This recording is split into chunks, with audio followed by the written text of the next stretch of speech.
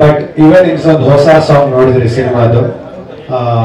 ನೀವುಗಳು ಏನಾರ ಪ್ರಶ್ನೆ ಇದ್ರೆ ನೀವುಗಳು ಕೇಳಿದ್ದು ನಿಮ್ಮ ಪ್ರಶ್ನೆಗೆ ನಾನು ಉತ್ತರ ಕೊಡೋಕೆ ಇಷ್ಟಪಡ್ತೀನಿ. ಏನಾರ ಕೇಳಬೇಕಾ ನೀವು?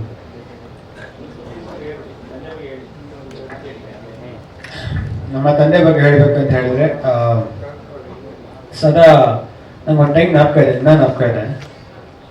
ಒಂದು ಟೈಮಲ್ಲಿ ಸಿನಿಮಾ ಪ್ರೊಡಕ್ಷನ್ ಮಾಡೋಕ್ಕಂದ್ರೆ ಯಾವಾಗ ಊಟ ಮಾಡ್ತಾ ಇರ್ತಾರೆ, ಊಟ ಮಾಡ್ತಾ ಇರ್ಬೇಕಾದ್ರೆ ಪ್ರೊಡಕ್ಷನ್ ನಡೀತಾ ಇರುತ್ತೆ, ಅಲ್ಲಿ ಸೆಟ್ಟಲ್ಲಿ ಮ್ಯಾನೇಜರ್ ಹತ್ರ ಫೋನಲ್ಲಿ ಮಾತಾಡ್ತಾ ಇರ್ತಾರೆ. ಸಡನ್ ಆಗಿ ಏನೋ ಪ್ರಾಬ್ಲಮ್ ಆಗಿದಾಗ ಊಟ ಮಾಡ್ತಾರೆ, ಹಂಗೆ ಓಡೋಗ್ಬಿಡ್ತಾರೆ, ಈಚೆ ಹೋಗ್ಬಿಟ್ಟು ಮಾಡ್ತಾ ಇರ್ತಾರೆ, ಏನಕ್ಕೆ ಹಂಗಾಯ್ತು ಹಿಂಗಾಯ್ತು ಅಂತ. ನನಗೆ ಮಗ ಹರ್ಟ್ ಆಗುತ್ತೆ ಏನು ಅಂತ ಹೇಳಿದ್ರೆ, ಊಟ ಮಾಡೋಕ್ಕಂದ್ರೆ ಊಟ ಅಲ್ಲೇ ಇದೆ, ಕೈಯೂ ತೊಳೆದಿಲ್ಲ, ಹಂಗೆ ಓಡೋಗ್ಬಿಟ್ಟು ಟೆನ್ಷನ್ ಫೋನಲ್ಲಿ ಮಾತಾಡ್ತೀಯಾ, ಯಾಕೆ ಸಿನಿಮಾ ಮಾಡ್ತೀನಿ ನೀನು ಅಂತ ನಾನು ಕ್ವಶನ್ ಕೇಳಿದ್ದೆ. ಯಾವಾಗ ನಾನು ಕಾಲೇಜಲ್ಲಿದ್ದಾಗ ನನಗೆ ಅವಾಗ ನನ್ನ ಮಾರತಳ್ಳಿ ಸ್ನೇಹಿತರು ತುಂಬ ಲ್ಯಾಂಡ್ ಡೆವಲಪರ್ಸ್ ಪಬ್ಸ್ ಎಲ್ಲ ಮಾಡ್ತಾರೆ. ನಾನು ಅವಾಗ ಹೇಳಿದಾಗ ಒಂದೇ ಮಾತು ಹೇಳಿದ್ದು, ನಾನು ಪಬ್ ಕಿಪ್ ಮಾಡು, ನೆಮ್ಮದಿಯಾಗಿರ್ಬೋದು, ಅವ್ರು ಇಷ್ಟು ಕೋಟಿ ಹಾಕಿ ಇಷ್ಟು ದುಡಿತಾರೆ, ಸಿನಿಮಾದಲ್ಲಿ ಕಾಸು ಸಂಪಾದನೆ ಮಾಡ್ತಲ್ಲ, ಸುಮ್ಮನೆ ಸಿನಿಮಾ ಮಾಡ್ತೀನಿ ಅಂತ ಯಾಕೆ ಮಾಡ್ತೇನೆ ನಾನು ಟೈಮಲ್ಲಿ ಕೇಳಿದೆ. ಅವಾಗ ಇನ್ನೂ ನಾನು ಆ್ಯಕ್ಟರ್ ಆಗಬೇಕು ಅಂತ ನಾನು ಡಿಸೈಡ್ ಆಗಿರಲಿಲ್ಲ. ಅವರು ಹೇಳಿದರು, ಸಿನಿಮಾ ಅನ್ನೋದು ಒಂದು ಉದ್ಯಮ, ಇಲ್ಲಿ ನಾನು ಸಿನಿಮಾ ಮಾಡ್ತೀನಿ ಅಂತ ಹೇಳಿದ್ರೆ ಹಲವಾರು ಜನಕ್ಕೆ ಅವಕಾಶಗಳು ಸಿಗುತ್ತೆ, ಹಲವಾರು ಕುಟುಂಬಗಳು ಬದುಕುತ್ತೆ. ದೇವ್ರ ಆ ಪುಣ್ಯ ನನಗೆ ಕೊಟ್ಟು ನನ್ನ ಕಡೆಯಿಂದ ಕೆಲಸ ಮಾಡೋ ಶಕ್ತಿ ಕೊಟ್ಟಾಗ ಅಲ್ಲಿ ತನಕ ನಾನು ಸಿನಿಮಾ ಮಾಡ್ತೀನಿ. ನಾನು ಸಿನಿಮಾ ಕಾಸಿಗಿಂತ ಸೇಫ್ ಆಗಿ ಮಾಡ್ತೀನಿ ಒಪ್ಕೋತೀನಿ, ಬಟ್ ಪ್ಯಾಷನ್ಗೋಸ್ಕರ ಹೆಚ್ಚಾಗಿ ಮಾಡ್ತೀನಿ ಅಂತ ಅಂತಂದವ್ರ ಬಗ್ಗೆ ಕೇಳಬೇಕು. That is one thing always remember.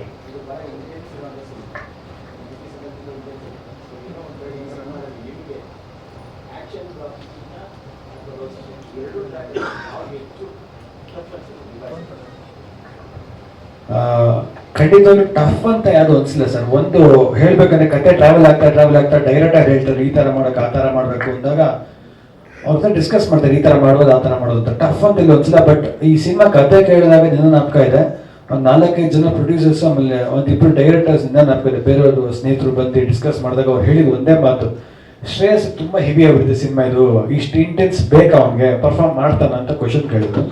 ಆಮೇಲೆ ಪ್ರತಿ ಸತಿ ಒಬ್ಬ ಆಕ್ಟರ್ಗೆ ಅದು ಕೇಳಿದಾಗ ಒಂದು ಇರುತ್ತೆ ಸರ್, ಕಿಚ್ಚುಡುತ್ತೆ ಮನ್ಸಲ್ಲೊಂದು ಮಾಡಬೇಕು ಅಂತ. ಸೊ ಇವ್ರು ಏನ್ ಹೇಳ್ತಾರೆ ಇಷ್ಟು ಇಂಟೆನ್ಸ್ ನನ್ಗೆ ಅರ್ಥ ಆಗ್ತಿಲ್ಲ, ಬಟ್ ಆಕ್ಟ್ ಮಾಡ್ತಾ ಗೊತ್ತಾಯ್ತು ಇಂಟೆನ್ಸ್ ಆಗಿದೆ ಅಂತ. But I enjoy acting, I really enjoy acting. So it was easy for me ಅಂತ ಹೇಳಕ್ಕೆ ಇಷ್ಟಪಡ್ತೀನಿ. It was with all due respect.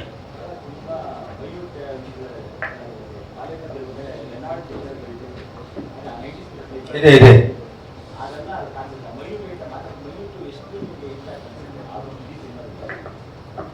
Sir, almost ಎಲ್ಲದರಲ್ಲೂ ಎಷ್ಟು ಟ್ರೈ ಮಾಡೋಕ್ಕೋ ಅಷ್ಟು ಟ್ರೈ ಮಾಡಿದ್ದೀವಿ ಸರ್. ಆಲ್ಮೋಸ್ಟ್ 90s ಫೀಲ್ ಏನೇನು ಅನ್ಸುತ್ತೆ. ಯಾಕೆ ನಮ್ಮ ಕಾಸ್ಟ್ಯೂಮ್ ಇದ್ರು ರಂಜಿತ್ ಅಂತ ಹುಡುಗ, ಸೊ ಡೈರೆಕ್ಟರ್ ಅವ್ರು ಮಾತಾಡ್ಕೊಂಡು ಇದೇ ಥರ ಇರಬೇಕು ಬಟ್ಟೆಗಳು, ಸ್ಟ್ರೈಟ್ ಫಿಟ್ ಪ್ಯಾಂಟ್ಸ್ ಇರ್ಬಾರ್ದು, ತುಂಬ ಸ್ಲಿಮ್ ಫಿಟ್ ಪ್ಯಾಂಟ್ಸ್ ಇರ್ಬಾರ್ದು, ಸ್ಲಿಮ್ ಫಿಟ್ ಶರ್ಟ್ಸ್ ಇರ್ಬಾರ್ದು, ಈ ಥರ ಶರ್ಟ್ಸ್ ಇರಬೇಕು, ಕಾಲರ್ಡು ಚೆಕರ್ಡ್ ಇರ್ತಾನೆ.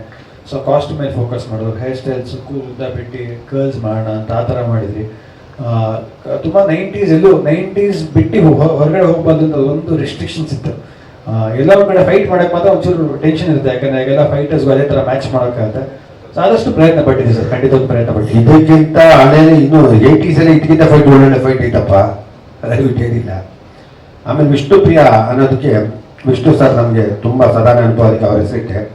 ನಿನ್ನೆ ನಾನು ಮೈಸೂರು ಹೋಗಿದ್ದೆ, ನಮ್ಮ ಧನಂಜಯ ಮದುವೆಗೆ ಹೋದಾಗ. ನಾನು ನನ್ನ ಗುರುಗಳಾದ ವಿಷ್ಣುವರ್ಧನ್ ಕಿಂಗ್ಸ್ ಕೋರ್ಟಲ್ಲಿ ಇರ್ತಾಯಿದ್ರು. ಅದೇ ಹೋಟ್ಲು ಹೋಗಿ 334, 335 2 ರೂಮ್ ಇತ್ತವ್ರದ್ದು. ಒಂದು ರೂಮಲ್ಲಿ ಅವರು ಮಲಗೋದು, ಒಂದು ರೂಮಲ್ಲಿ ಡಿಸ್ಕಷನ್. ಆ ರೂಮ್ಗೆ ಹೋಗಿ ಅದೇ ರೂಮ್ ತೊಗೊಂಡು ನಾನು ಹೋಗಿ ಫ್ರೆಶ್ ಆಗಿ ಸ್ನಾನ ಮಾಡಿ 10 ನಿಮಿಷ ಆ ಸೋಫಾ ಮೇಲೆ ಕೂತ್ಕೊಂಡು ಧ್ಯಾನ ಮಾಡಿದೆ. ಅವತ್ತು ಆ ರೂಮ್ ಆಲ್ಟ್ ಆಗಬೇಕು ಅಂತ ಹೋದವನು ನನಗೆ ಅದು ದೇವಸ್ಥಾನ ಥರ ಫೀಲ್ ಮಾಡ್ಬಿಟ್ಟು ಬಿಟ್ಟು. ನಿನ್ನೆ ನಾನು ಯಾಕೋ ಸಮಾಧಾನ ಆಗಿಲ್ಲ, ನಮಸ್ಕಾರ ಹಾಕ್ಬಿಟ್ಟು ಕೆಳಗೆ ಬಂದು ಹೋಟೆಲ್ ರೂಮ್ ಚೇಂಜ್ ಮಾಡಿಕೊಂಡೆ. ನನಗೇನೋ ಒಂದು ಸಮಾಧಾನ ಆಯಿತು, ವಿಷ್ಣು ಸಾರೇ ಕರ್ಸ್ಕೊಂಡವ್ರೆ ಅಂತ. ಆಮೇಲೆ ಅದನ್ನು ನೆನೆಸ್ಕೊಂಡು ಇವತ್ತು ಅದಕ್ಕೆ ನಾಳೆ ಬೆಳಿಗ್ಗೆ ನಾನು ವಿಷ್ಣುಪ್ರಿಯ ರಿಲೀಸ್ಗಿಂತ ಮುಂಚೆ ಪ್ರಯಾಗರಾಜ್ಗೆ ಹೋಗ್ಬಿಟ್ಟು ನಾಳೆ ನದಿಲಿ ಸ್ನಾನ ಮಾಡಿಕೊಂಡು ನಾನು ಗುರುಗಳ ಆತ್ಮ ಶಾಂತಿ ಸದಾ ನಮ್ಮನ್ನು ಆಶೀರ್ವಾದಿಸಲಿ. ನಮ್ಮನ್ನು ಯಾರು ಯಾವಾಗಲೂ ನನ್ನ ಹಿಂದೆ ನನಗೆ ಯಾವಾಗಲೂ ಒಳ್ಳೆಯ ಉತ್ತಮವಾದ ಬಯಸಿದ್ರು, ನನ್ನ ಮಗನ ಕಂಡ್ರೆ ಅಷ್ಟೇ ಪ್ರೀತಿತ್ತು, ಅವ್ರಿಗೆ ಆಶೀರ್ವಾದ ಕೊಡಲಿ ಅಂತ ನಾಳೆ ಬೆಳಿಗ್ಗೆ 11 ಗಂಟೆ ಹೋಗಿ ನಾಳೆ ಸಂಜೆ ಈ ಟೈಮ್ಗೆ ಪ್ರಯಾಗರಾಜ ಸ್ನಾನ ಮಾಡ್ಕೊಂಡು ನಾಳೆ ರಿಟರ್ನ್ ಬರ್ತೀನಿ. ನನಗೆ ಸುಮಾರು ನನಗೇನು ಥಿಯೇಟ್ರುಗಳು ಬೇಕು ಎಲ್ಲ ಥಿಯೇಟ್ರುಗಳು ಚೆನ್ನಾಗಿ ಸಿಕ್ಕಿದೆ, ಒಳ್ಳೆ ಥಿಯೇಟ್ರ್ ಇದೆ. ಜನಗಳು ಥಿಯೇಟ್ರಿಗೆ ಬಂದು ಸಿನಿಮಾ ನೋಡಿ ಆಶೀರ್ವಾದ ಮಾಡಿ, ನಿಮಗೆಲ್ಲ ಮನಸ್ಸಿಗೆ ಇಷ್ಟ ಆಗುತ್ತೆ ಅಂತ ಹೇಳ್ತೀನಿ. ನಿಮ್ಗೆ ಇಷ್ಟ ಆದರೆ 100 ಜನ ಕೇಳಿ, ತುಂಬ ಚೆನ್ನಾಗಿ ಯಾರು ಒಬ್ಬರಾರು ಸಿನಿಮಾ ಸುಮಾರು ಅಂತ ಹೇಳೋಕ್ಕೆ ಸಾಧ್ಯನೇ ಇಲ್ಲ. ಯಾಕೆ ನಾನು ಇದನ್ನ 10 ಬಾರಿ 11 ಬಾರಿ ನೋಡಿ ನನಗೆ ಮನಸ್ಸು ನಾಟುತ್ತೆ. ಆ ಕತೆ ಹಂಗಿದೆ. ಇಂಥ ಕತೆ ಮಾಡೋಕ್ಕೆ ನನಗೆ ಅದೃಷ್ಟವಂತೆ. ನಿಜವಾಗ್ಲೂ ಈ ಥರ ಒಳ್ಳೊಳ್ಳೆ ಕತೆಗಳು ಬರೀತಾರಮ್ಮ. ಕನ್ನಡ ಚಿತ್ರಕ್ಕೆ ಯಾರು ಕೇಳೋದು ದಯವಿಟ್ಟು ಕೊಡು.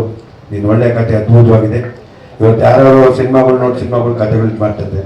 ನೀನು ಕತೆ ಮಾಡಿದೆ, ನೀನು ಇನ್ನೂ ಎಷ್ಟು ಬೆಳೀಲಿ ಅಂತ ಹೇಳ್ತಾ ಇವತ್ತು ಈ ದಿನ ನಿಮ್ಮೆಲ್ಲ ಸಹಕರಿಸಿದ್ದೀರಿ. ಎಲ್ಲರಿಗೂ ಸದಾ ನಮ್ಮನ್ನು ಸದಾ 50 ಚಿತ್ರ ಬೆಂಬಲಿಸ್ಕೊಂಡು ಬಂದಿದ್ದೀರಾ.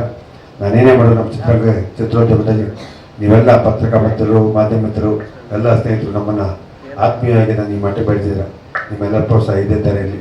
21ಕ್ಕೆ ಜನವರಿ ಪಿಕ್ಚರ್ ನೋಡಿ ನಿಮ್ಮ ಆಶೀರ್ವಾದ ಬರಲಿ ಅಂತ ಹೇಳ್ತೀನಿ.